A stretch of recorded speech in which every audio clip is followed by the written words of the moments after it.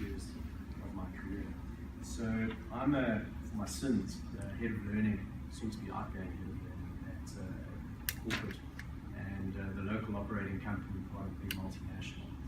And we're responsible for about 500 people from various walks of life and in various parts of the company. And we do our best to try, and my team and I, to help them to learn and to transform, and to do what it is they're going to do. Not so easy, not so easy. Because of course, learning implies change, and most of us are hideously resistant to change at the best of times.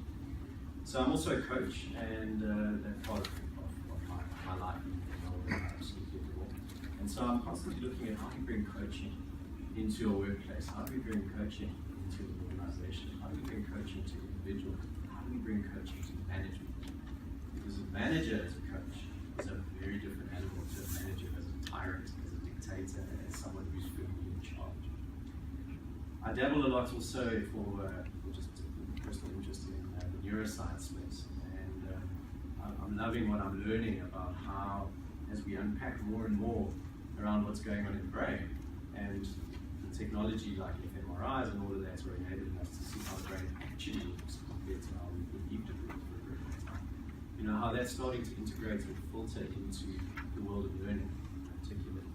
And as we learn more about that, and we learn more about how to apply it in a learning context, we are much more empowered to actually work with people at the level of grey matter as opposed to theoretical data. So let's play with that if you're indulgent, right? So play a game with me if you're willing. Okay, so everyone touch your nose. Touch your nose. Okay, great. Try the other hand. Awesome. See if you can touch your left ear with your right hand. Yeah. Can you touch your right ear with your left hand? Cool. Can everyone clap? Okay, great. So let's just have a bit of a teaching process and formal learning. So let's put that all together. Now that you know all the steps, it's very easy.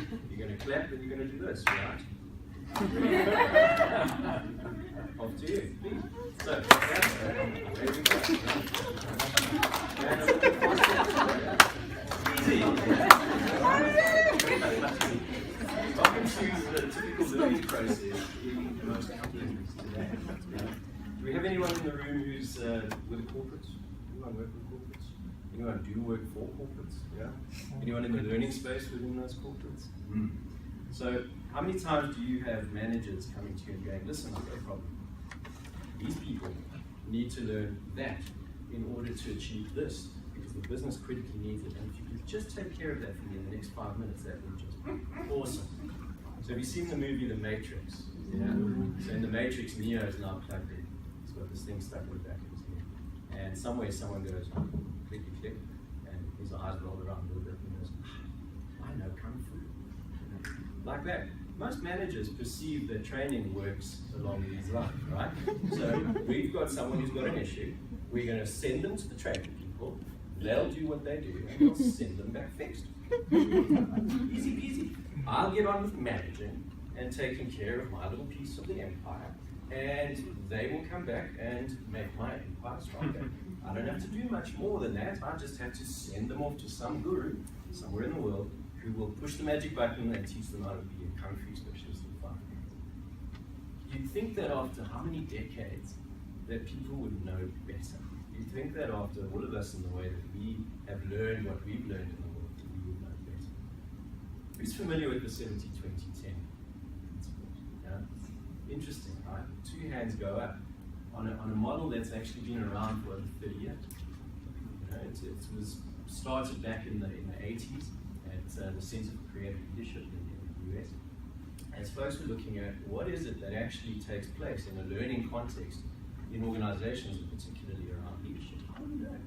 What is it that actually is taking place that's getting people to be competent at what it is they need to be able to do? So at a very high level, and I'm not going into this at a research level, you can do that on the internet. It's fantastic. Social media rocks. So very simply, the concept of the 70-20-10 model says that in the average environment and the average human being, 10% only of what we actually learn takes place through formal learning. Think training sessions, think e-learning. Think, please go read this book, right? Formal training, formal learning interventions of some kind or another account for only 10% of what we actually learn. 20% roughly, and by the way, these statistics are by no means empirical or hard fact, yeah? They're just there for metaphor.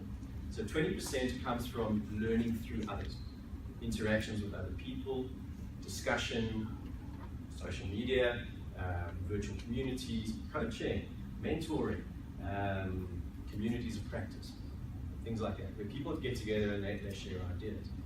And then 70% of the real learning is happening where? Out there in the world, at the computer, experientially every day as we blunder our way through our workday and pretend we're doing something really spectacular and important, right?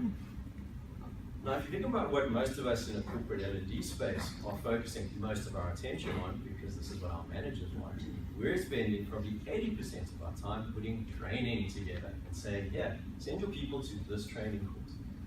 We're desperately working with them to say, well, how are we going to measure this? How will you know that we've been successful?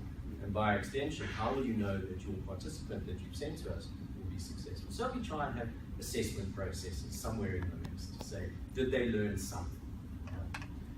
But if you follow the works of people like Ebbinghaus, you realize that the learning and forgetting curve is quite a slippery slope. Really impressive if you're a snow skier and you're looking for good gradient. But really, quite frankly, most trainings are gone in terms of retention within 2 days, 3 days, a week, 2 weeks. You're lucky if you're holding on to maybe 25% of what's coming. So we're investing time, we're investing money, we're investing people away from work desk in a learning context, but they're actually only in a space that's going to deliver maybe 10% of what we need them to know. There's something wrong with this ratio. Enter the coach, in theory. So now corporates are quite keen on this coaching concept, but the problem with corporates is that most corporates, when they hear coach, what they actually mean is mentor. And there's a huge difference between coaching and mentoring. In pure coaching, I speak with you as my coachee, and I facilitate a conversation, and I help you to unpack the genius and the brilliance and the massive potential that's inside you. And I help you to come up with the realizations that are going to help you to drive that process for yourself through insight, through action planning, through your own defined outcomes and milestones, and your process of driving yourself forward. Lovely. Manager goes, no. I need you to go and sit with someone who knows how to do what I'm asking you to do better, so they can help you to understand that, and then you can come back fixed. Right? Something wrong with this picture. So the big challenge that we've got in a 70-20-10 context in an organization like ours, for example, is that people don't have time, they don't have managerial support, and they certainly don't understand the concept of learning enough to realize that what they think the golden bullet of this, the solution to their learning is actually delivering the smallest piece of the puzzle. If we look instead at how we can plug in and change our efforts, what we're doing, and we're tackling two main strategies at the same time. One, we're trying to develop a learning culture within the organization. Two, we're trying to develop a coaching culture within the management structure of our organization. And what I've realized in the 7 years I've been in this role now is actually we've been focusing on learning culture first and coaching culture as a very close second and as part of that process. But actually, I'm shifting focus to getting coaching culture first within managers, because a manager who understands the concept of coaching, who understands how the brain operates, who understands how someone actually learns. We have a short little half-hour piece just on 70-20-10 if you watch the light bulb switch on. They get much more plugged into valuing learning. They get way more plugged into understanding the critical role the manager plays in the learning process, as opposed to the manager shipping their people off to some guru who's going to send them back fixed. The manager becomes an integral part of the learning process. And so in the 70-20-10 model, that means the manager's plugging into the 20 a lot more than shipping them off for the 10. So now there's 30% better involvement, at least for now. Yeah? So you've got the manager going, let me help you with this learning process. Let me help you to unpack what it is that we not you, we need to work together to get you to understand better so that we both win from you being more competent, able, knowledgeable, and so on. It becomes a partnership. And then the good manager, who's a coach, is now also saying, let me bring other people into this conversation. Let's set up communities of practice. Let's find you, and you who are in a similar role, and let's get you around a coffee table. And let's get you sharing ideas and best practice. Let's get you coaching each other around the theoretical pieces we covered in that training session you did 2 months ago, where you put the manual in the drawer, like everyone does after their training, and where you wrote the assessment on the day, but if you were to write it again now, you wouldn't remember anything. You don't remember that? Great. So let's put you around the table so that you can actually share ideas and actually embed them. And then let's help you with support tools so that when the 70% is in play, you're at your work desk, you're now doing the job, and you're learning on the fly through experiential learning. You've got that to draw on. You've got your group of individuals that are there as a support process, and online you might have a virtual community where you're sharing ideas and questions and answers. And we've also got support tools for you, like a little flip chart, or we've got a small little laminated thing with the steps that we covered, so that you can refer at any moment to reinforce that key. So for me, the concept very simply is, how do we take an environment that is so used to training and move it into and morph it into an environment that's passionate about learning, and that embraces a 70-20-10 type approach. And by the way, 70-20-10, it just sounds like it. It could actually be 50-30-20, it might be 80-10-5.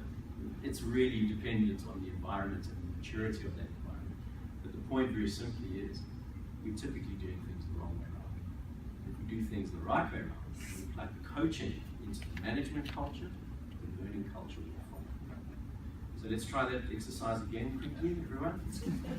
Clap the hands, and here we go. That's a bit of a whole brain exercise. I thank you for your time, and I thank you for your attention.